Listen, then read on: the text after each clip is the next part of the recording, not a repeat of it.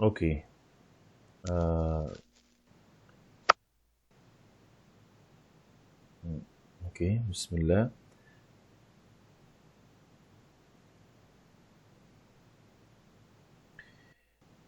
Yesterday we studied, or we continued to study the nervous system, especially the central nervous system, and we said that the central nervous system is composed of the brain and the spinal cord, and we saw the function of the spinal cord. And then we started the studying of the brain, and we said that the brain composed of three parts, three main parts, which are the cerebrum, okay, cerebrum, that is divided into two big parts, which are the two hemispheres, and then we studied that the two hemispheres, or for each hemisphere, it has four lobes. Each lobe has the function to do with it. We have a frontal lobe, parietal lobe, temporal lobe, and occipital lobe.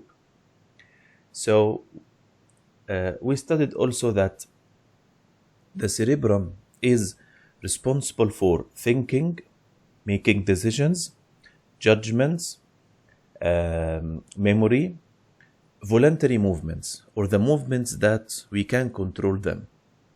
Okay, so this is about the and the intelligence of course. So this is about the cerebrum. Today we are going to study the other two parts of the brain, which is the cerebellum and the brain stem. So we need to hide the cerebrum here. Okay. Yes, and this is the limbic system. We studied it yesterday also, and we saw that the limbic system is just behind the cerebrum. This is the limbic system. Okay, we done with it. So we need to remove this nerve. Okay. So today we are going to study more two parts, which are the cerebellum, which is this part. This is the cerebellum. This is the cerebellum. Okay.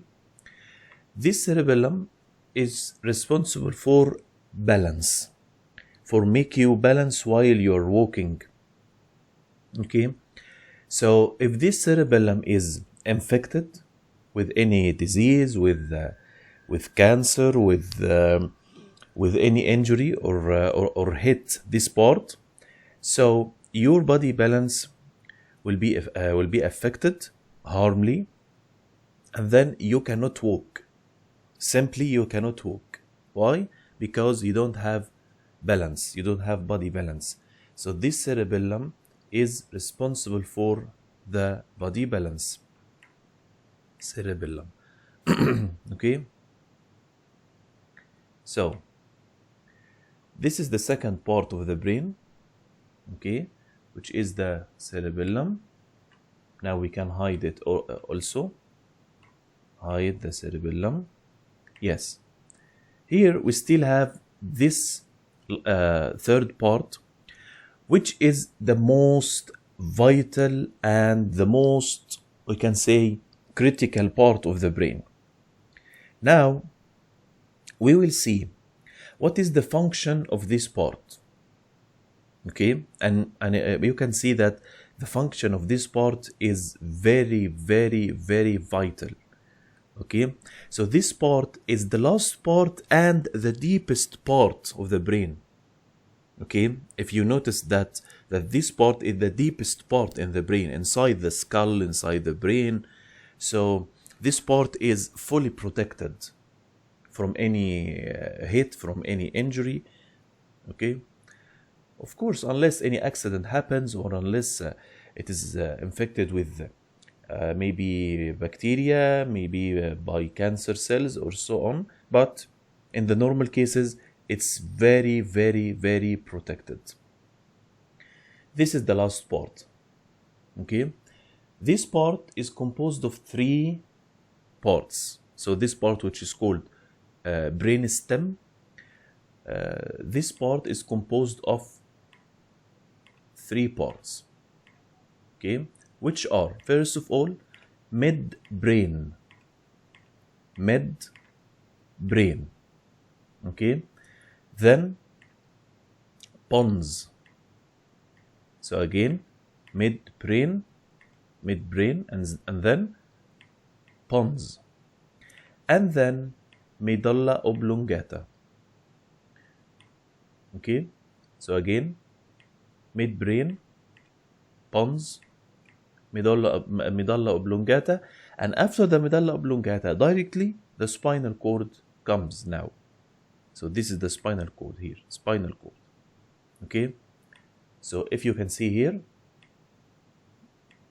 that again, midbrain, pons, medulla oblongata. Okay, let we know what is the function for each part. Okay, we can start this presentation.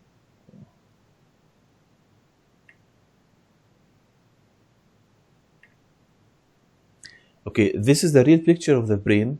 Can you see this part? Just a second. This part. Okay, this part, this is the cerebellum that is responsible for the balance. Okay, and the other parts behind this cerebellum is the brain stem that we are going to study now. So here, this is the cerebellum. The cerebellum also, we said that it is responsible for the balance, body balance, and it's responsible for something which is very important, and this thing is called muscle coordination. What's meant by muscle coordination? Muscle coordination means that the cerebellum makes you feel or know where is exactly the site of any object that you want to handle it. Yani for example, now you have a desk or you have a table.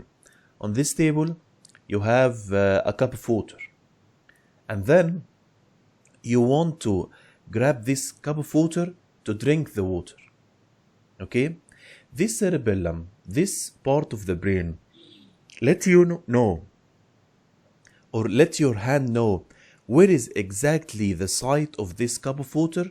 So when your hand grab this cup of water, it will grab it correctly.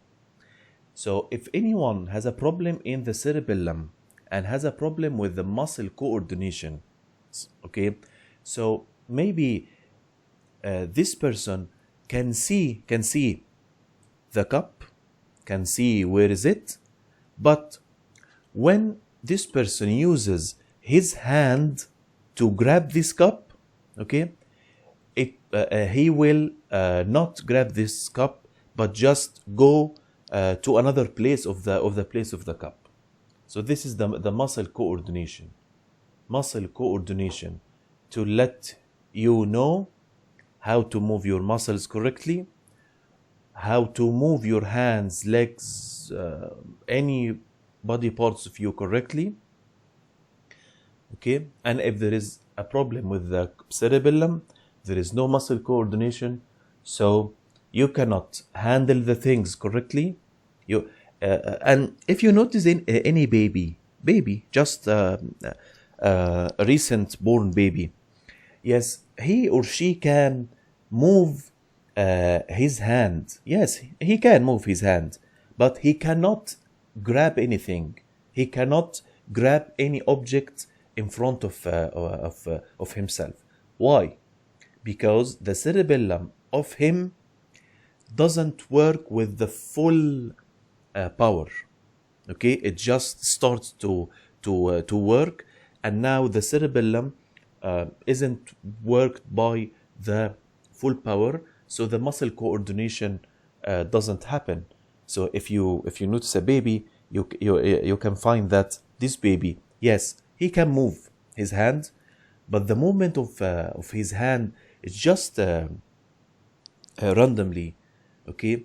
It's just movement without any control, without any purposes, okay?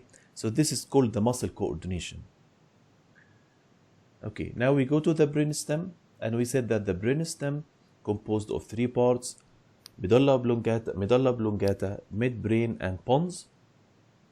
Here, okay, this is the midbrain and midbrain, and this is the pons, and this is the medulla oblongata. Also another picture: midbrain, pons, and medulla oblongata. Let's see what are the function of them to see the vital processes that control them. Midbrain, which is the first part of the brain stem, midbrain. It is responsible for vision, or it has a very important role in vision. So if you can see here, if the midbrain is infected, okay, there will be a problem with the vision. Okay, movements of the eyes, motor movements of muscles, motor movement of the muscles. Of course, here we are talking about the involuntary muscles, or the muscles that you cannot control them, like the movements of the muscles of the digestive system, for example. Okay, so this is the midbrain: vision, movement of eyes, motor movement of muscles that we cannot control them. So this is the midbrain.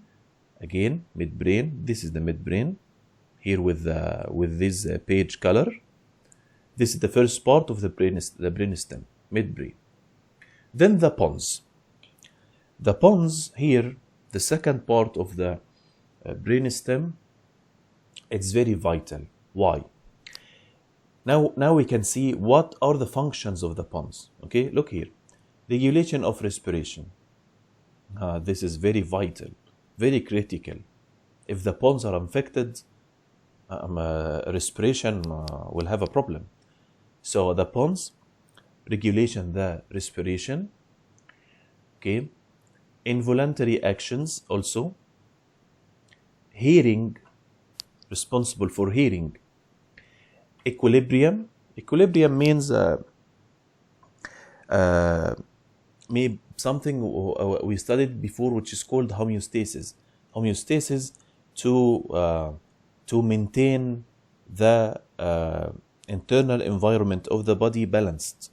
So, for example, homeostasis means that when you drink a lot of water, your kidneys will form more and more urine. Okay, so this is equilibrium.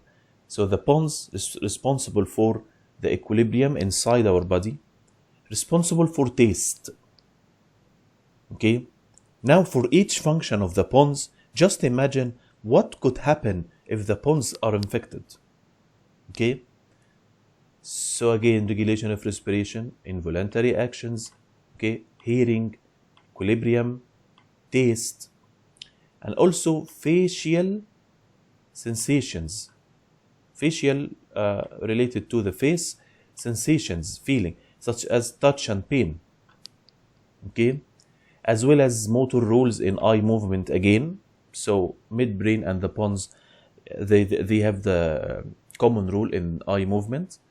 Facial expressions. Facial expressions. When you laugh, when you're sad, when you're upset, when you are depressed, when you're just maybe feeling funny or so on. So facial expressions. Chewing, swallowing, and the secretion of saliva and tears. Okay, can you see how many functions of these pons? Okay, the pons contains nuclei, many nucleus, that relay signals from the forebrain to the cerebellum. Okay, here we have other functions. Sleep. The pons, this part of the brain, is responsible for our sleeping. This part makes you feel sleep. This part makes you awake or wake up. So this is the pons. Respiration, okay, we said it. Swallowing, yes. Bladder control. The bladder, the store of the urine. Bladder control. Bladder control. So if the pons are affected, okay, for any person, if the pons of him are infected, he will cannot control the bladder. He will cannot control the bladder. So maybe just when the urine is produced from the kidneys and stored in the bladder cannot store this urine, and just the urine can come out without any control. Okay. Hearing, we said that. Taste, eye movement, we said all of this. Okay. Okay.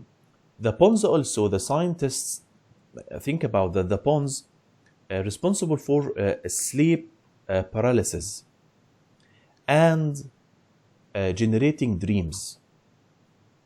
Of course, dreams, something which is very, very unknown, but the scientists think about that the pons consider the يعني has a role in generating the dreams. So these are the pons. Okay. Medulla oblongata, which is the last part of the brainstem.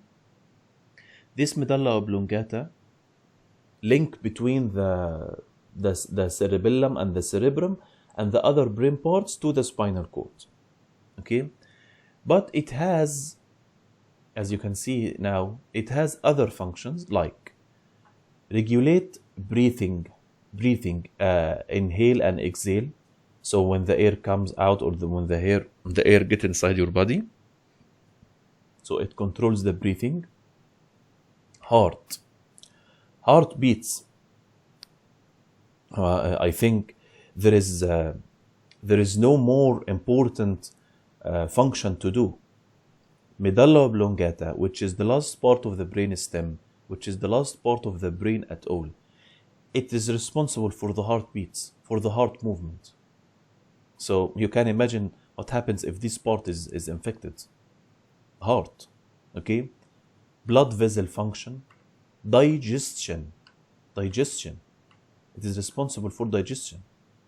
Sneezing, okay? Swallowing again. This part of the brain is the center of respiration and circulation, blood and heart and so on. Okay. Here yes, that's it. And we said that the medulla oblongata is the link between the spinal cord and the brain. Now for 1 minute, I will repeat again the function of the cerebellum and the function of the brainstem, and then I will ask maybe 2 or 3 questions for 2 or 3 of you. Cerebellum responsible for 2 functions. First of all, balance your body. Second function, muscle coordination. This is the cerebellum. The last part of the brain, which is the brainstem, it is composed of 3 parts: midbrain, pons, medulla oblongata. Okay.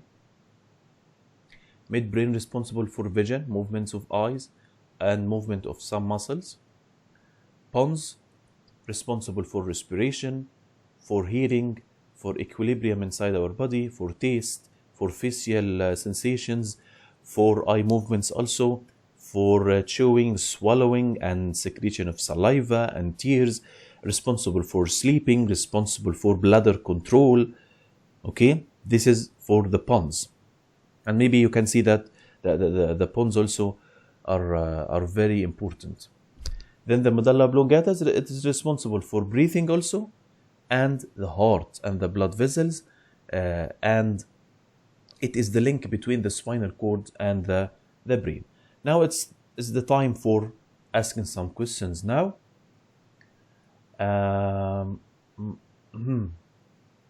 Okay, Saud, can you hear us? سعود.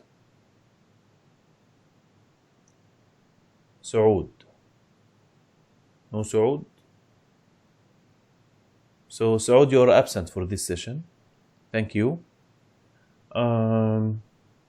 Also. Okay. Abdulaziz Al-Nahdi, can you hear us? Abdulaziz Al-Nahdi, can you hear us? Okay. Hello, sir. Hello. Okay. Abdulaziz, tell us what are the 3 parts of the brain stem? The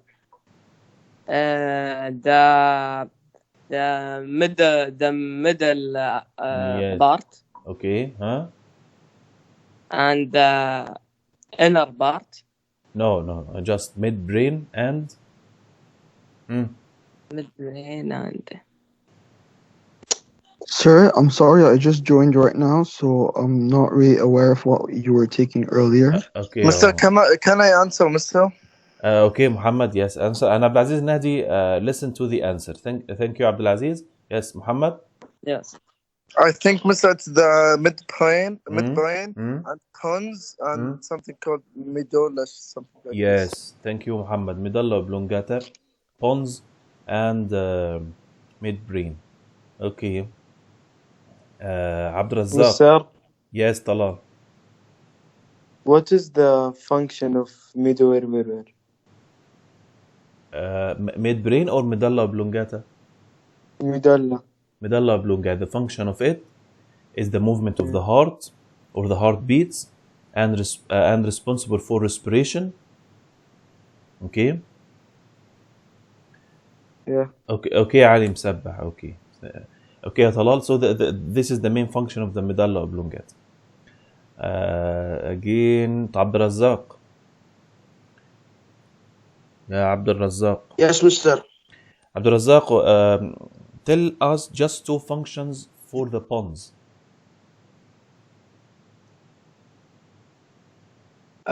Mister, you said pons. Okay. So the pons is the middle part, Mister? Yes, the second part of the brainstem. One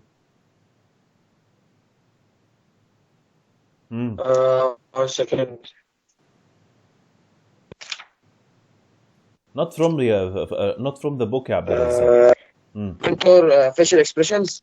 Facial I think. expressions and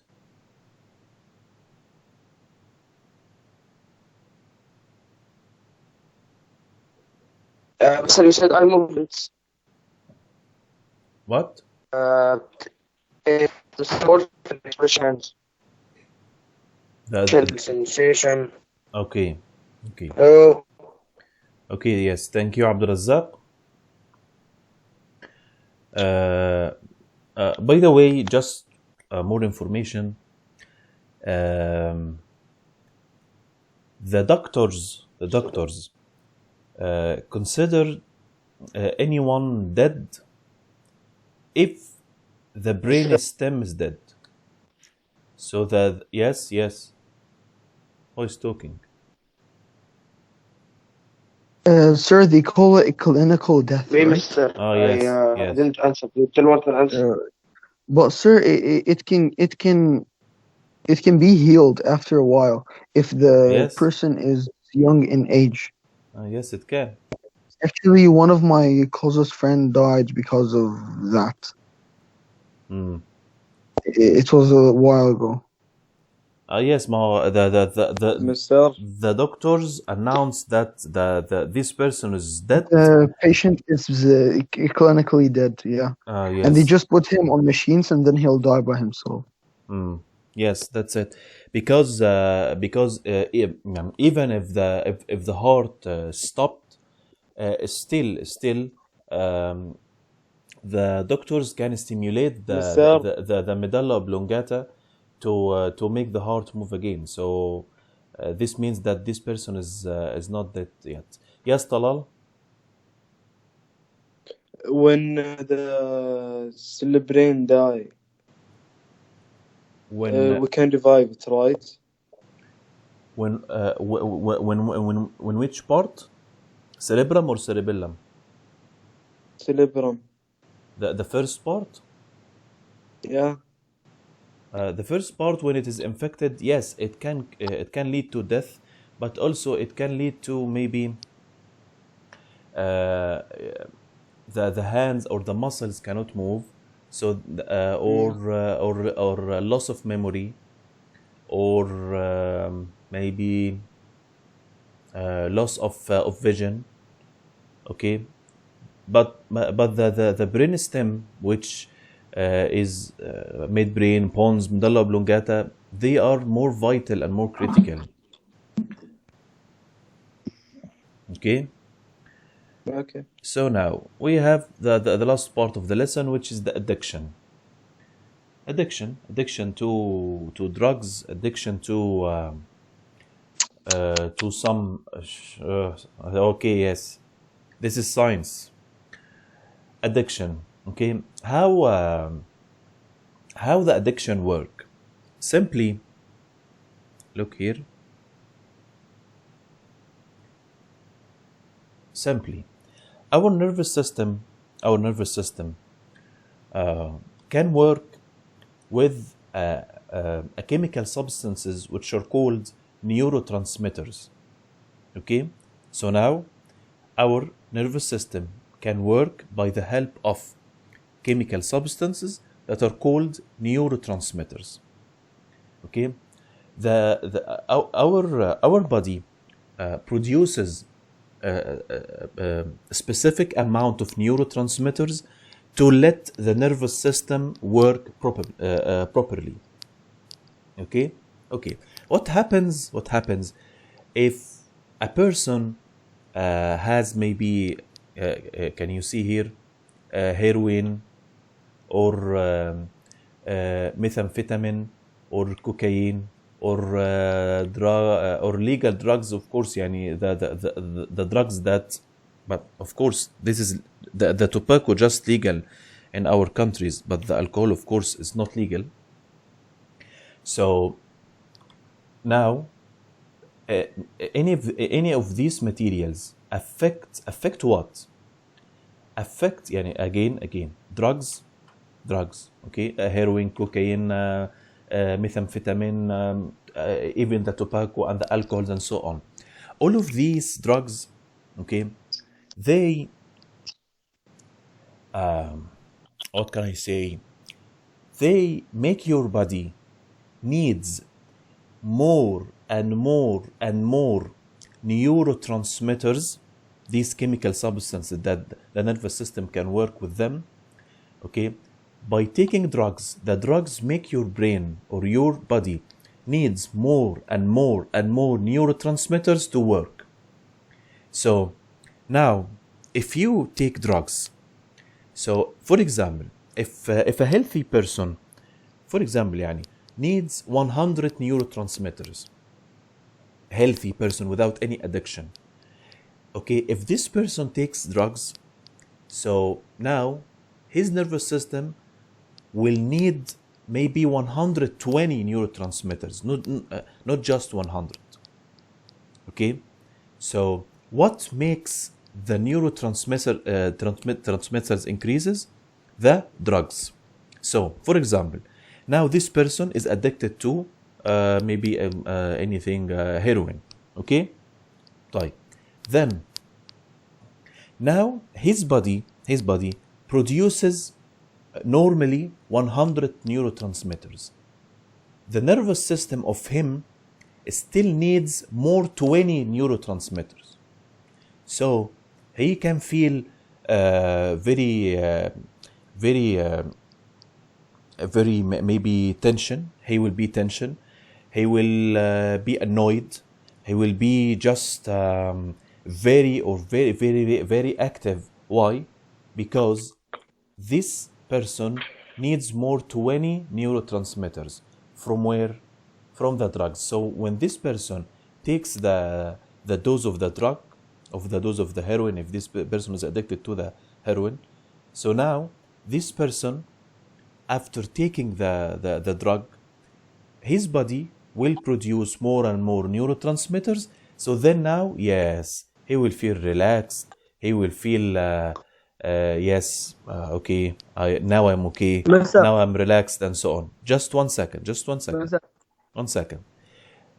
So, but don't you think, okay, or sorry, you don't think that just the number of the neurotransmitters that the body needed just stop at limit.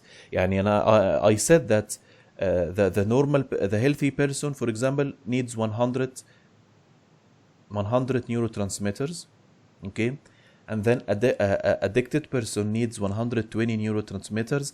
You don't think that 120 is the limit? No, the 120 will go up to 140, and then will go up to 160. So time by the time, this addicted person will need more and more and more drugs to reach the relaxed situation of his brain or of his nervous system. By the way, the addiction is not just for the drugs. It can be also for any behaviors in your body, in your life. So the addiction simply, it's just you make your body needs more and more neurotransmitters, okay, to work. From the most neurotransmitters, which is the most common one, is called dopamine. And maybe some scientists consider that the dopamine is the hormone of pleasure, or the pleasure hormone. And can you see here, are associated with the brain's pleasure and reward centers. The dopamine, which is from the neurotransmitters, it's already produced from your brain without any drugs. So you will feel happy, you will feel pleasure, no problem, without any addiction. But if you are addicted to any drugs or any behavior, then your brain will need more and more drugs to produce or to give your body the accurate or the properly amount of the dopamine. And as I said, the addiction is just increase from 100 to 120, 40, 160, and so on and so on and so on. Okay, this is just about the addiction. And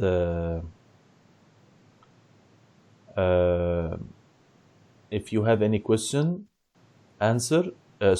If you don't, please leave. And the ones that left without any permission, I will inform their parents. Abdulaziz Al-Nadi?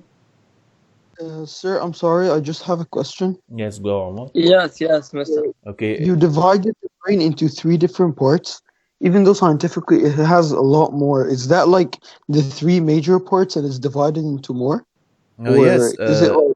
Yes, the three main parts: cerebellum, and then brainstem. The brainstem is composed of 3 parts, which is midbrain, pons, and medulla oblongata. But sir, isn't like there's a frontal cortex and there's a lot more parts than just... of course. طبعا الcerebrum is composed of the 2 hemispheres. Each hemisphere is composed of 4 loops, and then we have so it's like and so divided on. in each part is divided into more. Yes, of course. Yeah. Okay, sir, thank you. Thank you, Omar. This session, I will upload it on the YouTube, and then I will get the link to the group of WhatsApp, so you can join the session if you want. Thank you, sir. Thank you, Omar.